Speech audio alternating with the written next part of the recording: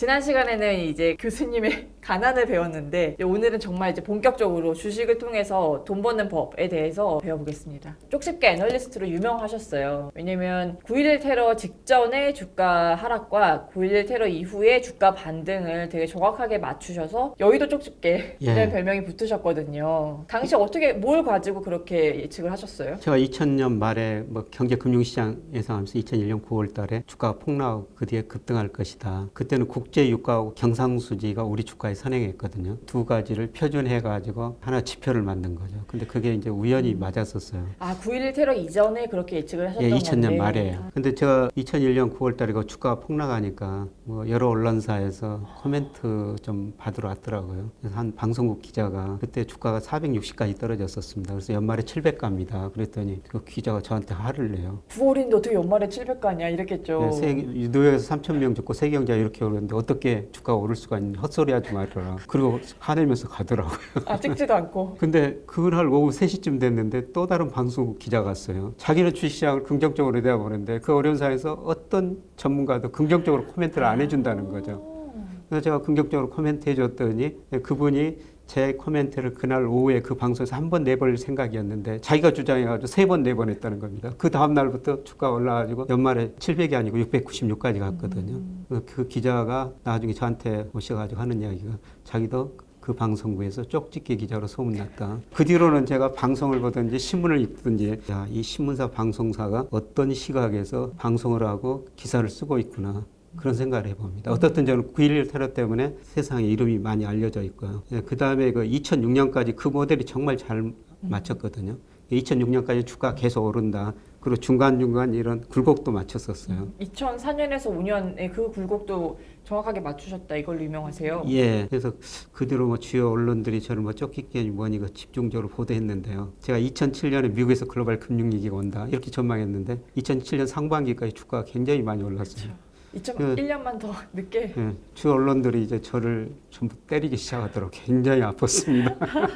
하지만 또 2008년도에 딱 정말 9월에 리만 사태가 터졌잖아요. 2007년 12월부터 사실 나빠지기 시작했어요. 그리고 제가 또 올해 몇 년 전부터 경제가 어려워질 것이다. 그렇게 전망했는데 제가 코로나가 올 줄은 몰랐습니다. 사실 코로나의 상황과 9.11 테러도 올 줄은 몰랐었거든요. 9.11 테러의 상황이 어떻게 보면 비슷한 측면이 많은데 그런데 제가 9.11 테러 뭐 큰 흐름을 미리서 좀 이야기할 수가 있는 것은 강산의 카나리아라고 그러죠. 옛날 그 강구들이 이산화탄소가 생겨가 죽을 수가 있거든요. 카나리아가 그거를 먼저 감지한다는 거죠. 그래서 사람 대신 카나리아가 먼저 죽어졌다는 겁니다. 그 사람을 살렸다는 건데요. 근데 제가 이 경제 지표를 예상하다 보면은 반드시 선행 지표가 있거든요. 그 선행 지표를 금융시장에서 찾는 게 굉장히 중요한데 그 선행 지표가 있습니다.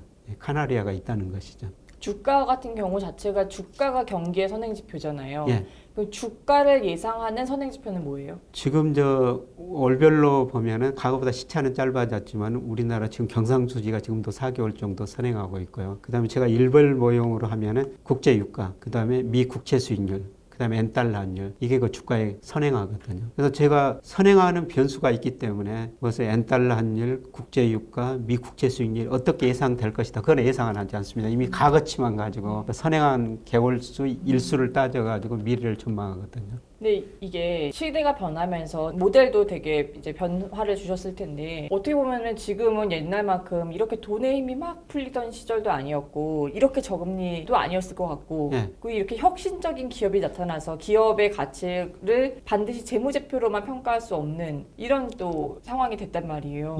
이럴 때 이 모델을 좀 수정하는 게 불가피할 것 같은데요. 계속 수정해 갑니다. 어떤 식으로 그래서 제 하세요? 모델을 구체적으로 누구한테 공개하지 못한 거는요. 제가 매일매일 경제지표 발표될 때마다 관계를 다시 다 분석해 보거든요. 그래서 이들 관계가 변했느냐. 변하면 모델을 수정해 갑니다. 그렇게 봤을 때 요즘 같은 컨택트 시대에는 어떤 게 가중치가 더 높아지고 있어요? 이거 참 지표를 가지고 설명하는 게 어려울 수도 있는데 지금 우리나라 주가지수의 설명력이 가장 높은 게 엔달러 환율이고요. 그 다음에 유가거든요. 두 가지 변수가 지금 일별 변수로 보면은 한 뭐 60일, 90일 정도 선행하면서 우리 주가를 아주 잘 설명해 주고 있습니다. 그 모델을 통한 개인 투자도 하실 거 아니세요? 투자 수익률은 어떻게 되시나요? 저는 저 증권사를 떠나면서 자유롭게 투자할 수 있기 때문에 근데 저는 항상 리스크 관리를 하거든요. 제가 제 모델이 떨어지게 나온다고 떨어진 데가 100% 거는 게 아니고요. 떨어진 데다 70% 걸고 오른 데다 한 30% 걸거든요. 해지를 하고 계시네요. 예, 그러니까 수익률은 높지 않은데요. 매년 그 10%에서 24% 정도까지. 올해는 그 6월까지 올해는 수익률이 지금 6%밖에 안 됩니다. 근데 코스피가 올해 6월까지 작년 말에 비해서 한 4% 떨어졌거든요. 그러니까 저 6% 수익을 만족해요. 근데 제가 그 돈을 제가 은행에다 지금 맡겨놨다면 1% 금리도 안 되거든요. 근데 6% 수익을 내고 뭐 하반기는 더 좀 내야 될 것 같습니다만 저는 저 상반기 6% 수익률로 만족하고 있습니다. 이 코로나 장세에서 6% 수익률을 내셨으니까 진짜 되게 자신 있게 그래서 항상 이렇게 방송에 나와서 또 말씀해 주시는 걸 텐데요. 이런 조정을 매일 아침에 보시고 액션도 매일 취하시고 이러시는 거예요? 액션은 그렇게 많이 취하지는 않고요. 모델이 이제 변했을 때. 네. 예. 변했을 때. 지표를 투입하고 예. 상관관계를 보면서 모델 예. 수정을 하시고 예. 이런 작업들을 좀 신경 써서 하시는 거고. 예. 그 모델에 따라 이제 비중만 제가 한쪽으로 너무 많이 걸었구나. 그렇게 되면은 이제 반대쪽으로 좀 걸어가지고요. 비중을 조절하게 됩니다. 개인 포트폴리오는 지금 현재 상황에서는 어떻게 짜여 있으세요? 저는 전체적으로 우리 뭐 집 전체로 보면은 부동산이 40%, 금융자산이 60%고요. 그 다음에 금융자산 60%는 그동안 그 보험 같은 거, 뭐 즉시연금 같은 거, 그거는 뭐 친구들이 어쩔 수 없이 보험 하나 가입을 해서 가입한 거고요. 근데 그런 게 강제저축이 돼가지고 이게 나이가 드니까 매달 얼마씩 계속 나오더라고요. 월배당으로 받고 계시는 보험인 예. 거네요. 그리고 저 80%는 거의 주식이죠. 그러면은 그 금융자산 60%에서 20%가 보험이고 네. 80%가 주식. 예. 아 그럼 주식에서는 알주식을 갖고 계신 거예요? 아니면 ETF 이렇게 갖고 계신 거예요? 저는 금융회사, 증권회사 근무할 때는 기업을 매일 아침 모닝 미팅에서 애널리스트들이 이야기를 하거든요. 그래서 기업에 대해서 좀 많이 들을 수가 있는데 이게 증권회사를 떠나니까 기업에 대해서 별로 잘 알지 못하고요. 그래서 저는 그 큰 흐름만 보기 때문에 주로 ETF. 아, 지수형 ETF. 예. 근데 우리나라 상장된 ETF가 200개 정도 되거든요. 그러니까 ETF가 있기 때문에 금융시장이 좋든 나쁘든 얼마든지 투자해서 돈을 벌 수가 있습니다. 그래서 그 유명한 짐 로저스가 이런 이야기를 했습니다. 과거에는 기업을 사야 했기 때문에 버스 타고 기차 타고 뭐 비행기 타고 기업을 방문했어야 되는데 지금은 글로벌 금융시장 흐름만 알면은 집안에 앉아서도 다양한 ETF로 얼마든지 돈을 벌 수가 있다는 거죠. 그래서 저는 ETF라는 상품이 참 좋은 상품이구나. 특히 저한테는. 그렇죠. 지금 당장 뭐 사실 독자분들께서도 기업을 다 다니고 이럴 수는 없는 거니까. 예. 그렇게 되면은 이제 그 금 투자도 ETF로 하고 계신 거잖아요. 그렇죠. 그럼 80% 중에서 금의 비중이 몇 %예요? 올 연초까지는 40% 정도 했는데요. 아, 지금은 더 올랐겠네요. 아, 지금은 좀 줄여가고 있어요. 이익 실현 좀 하고 있고. 근데 이익 실현을 왜 하냐 하면은 그 돈 가지고 저는 중국 주식을 사려고 그러거든요. 이제 하반기 들어가지고. 근데 사실 오른 만큼 비중이 더 늘어났어야 됐는데 그거를 차익 실현하면서 비중은 어느 정도 타겟을 맞춰놓고 계신 건가요? 예. 40%를 아니요. 그러면 더 줄였어요. 더 줄이셨어요. 더 줄였고. 근데 저는 금값이 이제 장기적으로 상승하리라고 보고 있습니다만은 앞으로 그 4, 5년 보면은 금보다는 중국 주식이 더 오를 것이다. 예, 그래서 지금 중국 주식 비중을 늘리기 위해서 금을 좀 줄여가고 있거든요. 제가 집요하거든요. 아까 전체 100%의 40%는 부동산, 60%는 금융자산. 예. 금융자산을 다시 100으로 놓고 20%는 보험, 80%는 주식형 상품인데 예. 그 주식형 상품 80% 안에서 금의 비중이 그럼 현재로서는 얼마 있으신 거예요? 지금 금의 비중이 현재로는 한 25% 정도 됩니다. 예, 그러니까 예, 100 중에 25인 100은, 거예요. 예, 100 중에 100은. 25. 예. 그다음에 아직 중국 주식은 ETF 조금 샀어요. 아, 조금 지금 뭐 들어가셨어요? 1%도 안 됩니다. 아직은 본격적으로 들어갈 시기는 아니라고 생각하고 있고요. 지금 이제 국내 ETF를 나머지는 하고 국내 있고요. ETF를 그 다음에 제가 ETF 지금은 조금 주가가 3분기 안 좋다고 보기 때문에 인버스 쪽에다 많이 걸어놨는데요. 제 생각이 틀릴 수도 있기 때문에 또 리스크 관리를 해야 되죠. 예, 그래서 종목, 최근에 그 상승을 주도하는 종목들. 시가총액 10대 예. 종목 중에 예, 네. 그런 종목을 또 일정 비율 사놓는 거죠. 이거는 회지 차원에서 예, 이제 해지 차원에서 제 생각이 틀릴 수도 있으니까요. 예, 제 모델이 틀릴 수도 있으니까요.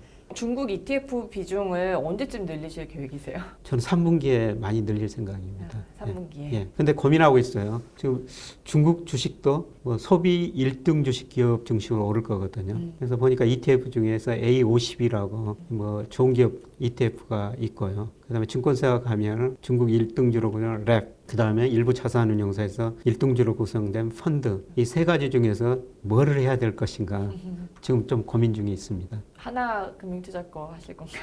예, 제가 거기 리서치 센터장을 했으니까. 아니 저희 얼마 전에 김경환 애널리스트 예. 머니톡에서 인터뷰를 했었는데 명쾌하다라는 느낌을 받았어요. 예, 그 친구 중국에 대해서 참 공부 많이 한 친구입니다. 저도 가끔 그 친구 도움을 받거든요. 그리고 그 매주 중국 1등주에서 그냥 업데이트를 해주고 있어요. 근데 이미 그 PER 같은 게 상당히 높아진 기업들도 많이 있습니다. 그래서 개별 기업을 투자하기보다는 좀 리스크 관리를 하기 위해서는 ETF나 랩, 그다음에 펀드, 뭐 개인은 이런 식으로 하시는 게 훨씬 더 나을 것 같고요. 저도 그런 식으로 할 생각입니다. 그 보면 미국 주식이나 달러 이런 자산은 또 없으세요. 미국 ETF는 좀 하고 있어요. 아, 미국 S&P 500. S&P 500 올라가는 ETF, 떨어지는 ETF 있거든요. 아 정말 그 롱숏을 다 해놓으신 거세요? 예.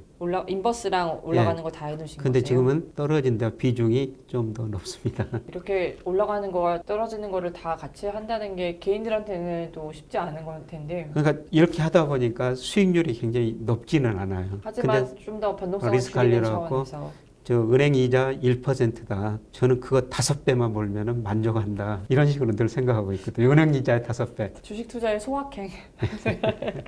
근데 사실은 이 5% 달성도 꾸준하게 달성한다는 게 쉽지 않고, 그리고 사실 뭐 그전에는 모델 수익률이 최고 24%까지 뭐 갔었다고 하니까 2018년에 24%였습니다. 작년에는 12%였고요. 연말에 또 모실게요. 연말 수익률도 공개하는 계좌 오픈. 수익률 공개하는 시간도 갖도록 하겠습니다. 최근에 그러니까 쪽집게 애널리스트였는데 이후에 이 모델이 이제 안 맞는 거 아니냐라는 또 여의도 내부에서의 비판들이 있어요. 기분 안 좋으실 수도 있는데. 아니 저는 뭐 워낙 그 언론에서 많이 두들겨 맞아가지고 맷집이 굉장히 세졌습니다. 그 2007년에 금융위기 온다고 미국에서 왔는데 그거 보니까 2017년 상반기에 정말 많이 맞았거든요. 그래서 그때 하도 많이 맞아가지고 지금 웬만큼 뭐 그 정도 심하면은 지금 안 맞고 있습니다. 근데 지금 제가 3분기에 주가가 많이 떨어질 것이다 그렇게 했는데 지금까지 잘 버티고 있지 않습니까? 근데 그래서 4분기 들어가지고 제 모델이 틀릴 수도 있습니다만은 그때 한번 다시 평가해 주시기 바랍니다. 그래서 3분기 그때 떨어질 때 좀 많이 다시 매수를 해야 되는 그런 타이밍이라는 말씀이시죠? 예, 그렇습니다. 예. 증권맨, 여의도 증권맨 25년, 그리고 이후에 교수님으로서 이제 5년, 30년 투자 인생에서 가장 성공한 투자와 또 실패한 투자를 좀 꼽아주신다면? 저는 주식 투자에서는 별로 실패한 적은 없습니다. 그런데 실패한 경우가 회사에서 캠페인 하지 않습니까? ELS 같은 캠페인. 모 증권사에 근무했을 텐데 사장께서 ELS 매덕 가입하면서 임원들한테 가입하라는 겁니다. 그래서 저도 1억 가입했어요. 자사 상품인데. 예, 30% 손실 나가지고 그렇게 깨졌고요. 그 다음에 또 주변 사람들이 벤처기업 만들면서 좀 투자해라. 한 번도 성공한 적이 없고요. 그때 벤처 투자는 뭘로 하셨어요? 아는 기업의 주식을 직접? 이제 지인들이 와가지고 내가 이 회사 만들고 또 뭐 고문 좀 해달라 그러면서 투자를 했는데 한 번도 성공한 적이 없고요. 저 스포츠센터 회원권 7천만 원짜리 샀다가 다 날렸고요.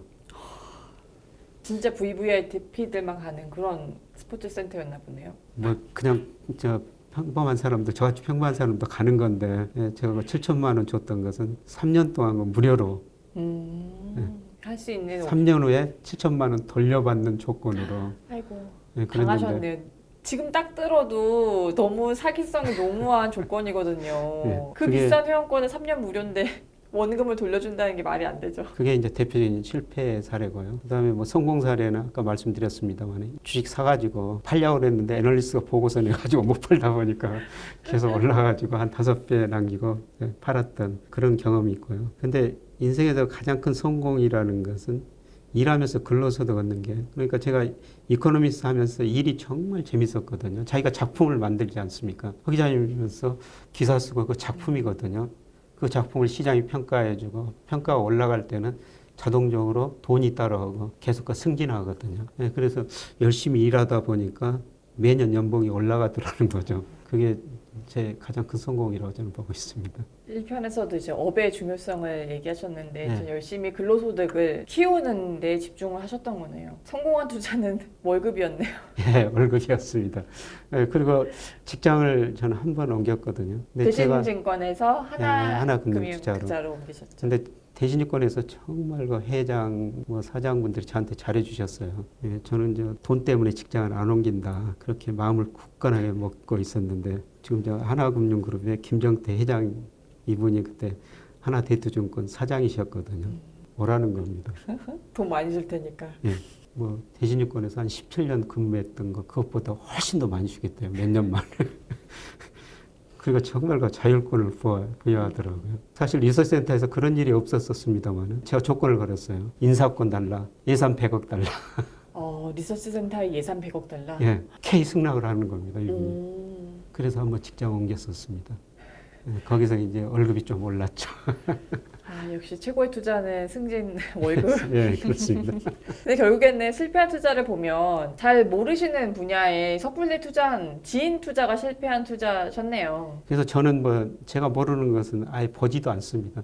그리고 이제 증권사를 나오고 나서는 이제 지금은 좀 자유롭게 이제 ETF 투자 쪽을 하실 수 있는 예, 거고. 제가 아는 게 이제 거시경제 잘 알지는 모르지만 그래도 아는 게 거시경제 흐름이니까 그 잘 거시경제 흐름에 맞게 ETF 투자를 하는 거죠. 잘 아는 쪽에서는 수익률이 10에서 24%면은 뭐 정말 대단하신 거죠. 이렇게만 계속 낼 수 있다면 사실은 노후 걱정은 딱히 안 해도 될 것 같은데 그냥 월급 잘 모으고 노후 자금도 열심히 불리고. 그러니까 이 주식 투자를 하면 장점 중에 하나가요. 제 후배 중 하나 가수가 있어요. 에? 노래 싱어야? 근데 이 친구가 형제가 아마 6남매 정도 되는 것 같은데 그 형 누나가 다 의사시래요. 근데 의사는 직업을 바꿀 수 없습니다. 치과 의사는 치과 의사만 해야 되고 물론 요새 의사들이 기자도 하고 그렇습니다만 전문 기자도 하고 있습니다만 의사는 직업 바꿀 수가 없거든요. 근데 이 친구는 펀드 매니저, 애널리스트 하면서 가수였는데요. 뭐 자기 직업이 최고라는 거죠. 삼성전자가 좋으면 삼성전자 그냥 주식 사가지고 명목성 사장이 돼보는 거고, 바이오주가 좋으면 바이오주 사장도 되는 거고. 주식을 하면 이런 장점이 있는 겁니다. 끝까지 일이 있습니다. 물론 그만큼 그 노력을 하고 공부를 해야 되겠죠. 수익을 낼 수 있는. 저희 구독자분들께서도 주식 공부하는 재미를 하나하나 쌓아가시면서 진짜 부자가 되는 길로 지금 접어들고 계신 거라고 저는 생각을 해요. 그러니까 구조적으로 우리 금리가 저는 뭐 지금 한국의 기준금리 0.5%인데 그게 시간이 갈수록 0%로 떨어지고요. 그다음에 은행금리도 일본처럼 0% 떨어지라고 하고 있거든요. 결국 그 주식을 할 수밖에 없다는 것이죠. 근데 일각에서 특히 이제 각 증권사들의 이제 좀 은퇴 담당하는 그런 부서에서 보면 나이가 들수록 주식 비중을 줄여라. 그래서 안정적인 투자를 해라. 이렇게 조언을 하시거든요. 나이가 들수록 위험하니까 주식 비중 좀 줄이는 게 맞는데요. 네. 근데 되게 왕성하게 투자 활동하고 계신 거잖아요. 예. 근데 한번 생각해 보십시오. 자영업자가 들으시면 저 나쁜 놈이라고 하실지 모르겠습니다만은 제 가까운 친구들이 은퇴해가지고 자영업 하겠다면은 당신이 자영업해가지고 삼성전자, 포스코, 현대자만큼 영업이익 낼 수 있느냐? 영업이익을 따져라. 영업이익률을 따질 수 있느냐? 영업이익률을 따져라. 그 이익 그만큼 낼 수 없으면은 차라리 그 회사 주식을 사가지고 주주가 되라. 주주가 되라. 쉽지가 않죠. 예, 쉽지가 않습니다. 네, 알겠습니다. 네, 지금까지 김영익 서강대 겸임 교수님과 말씀 나눠봤습니다. 감사합니다.